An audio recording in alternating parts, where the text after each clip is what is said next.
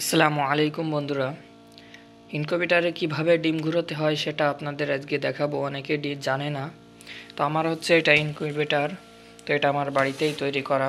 কারোর যদি লাগে অর্ডার দিতে পারেন খুলনার ভিতরে। তো দেওয়ার চেষ্টা করবো ইনশাল্লাহ। এখানে আমার ইনকিউবেটর, এখানে এখন আর্দ্রতা আছে 64 এবং তাপমাত্রা আছে এখন 37.4। তো দেখেন এটা কিভাবে ডিম গুড়াতে হয় এবং আমি কেমন সেট আপ করছি। তো আমি অনেকেই অর্ডার দিলে আমি বানিয়ে দিই। তো এই ঢাকনাটা খুলতেছি, এই দেখেন এখানে আমি কিছু কোয়েলের ডিম বসাইছি। এই হচ্ছে আমার সেট আপ, দেখেন ফিনিশিংটা কতটাই সুন্দর। তো এখানে আমি নিজের জন্য বানাইছি, এই জন্য টেপ টুপ মেরে রাখছি। যদি কেউ অর্ডার দেন এটা সুন্দরভাবে আঠা দিয়ে এটা লাগিয়ে দেওয়া হবে। তো এই হচ্ছে ডিমের অবস্থা।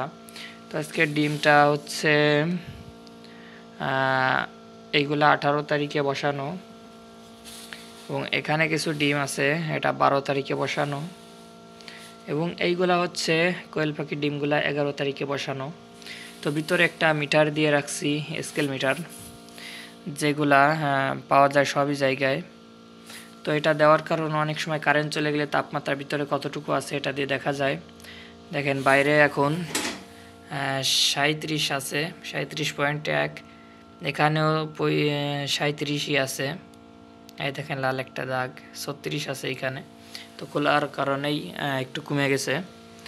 তো আমি মূল কথায় আসি, যেটা আপনাদের জানাতে চাচ্ছিলাম, দেখাতে চাচ্ছিলাম যে ডিমটা কিভাবে ঘোরাতে হয়।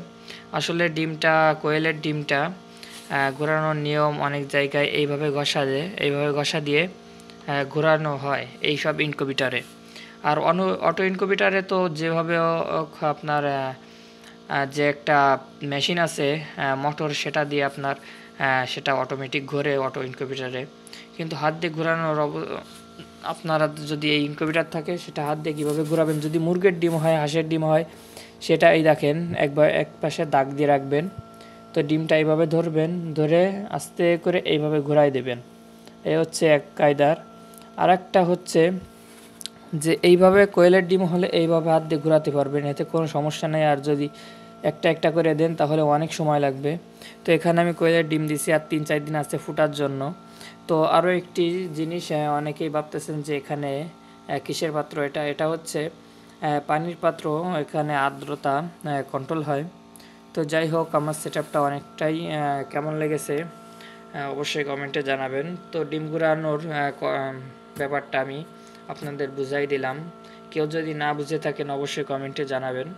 তো যাই হোক, প্রিয় দর্শক, ভালো থাকবেন, সুস্থ থাকবেন। দেখা হবে অন্য কোনো ভিডিওতে। আসসালামু আলাইকুম রহমতুল্লাহ।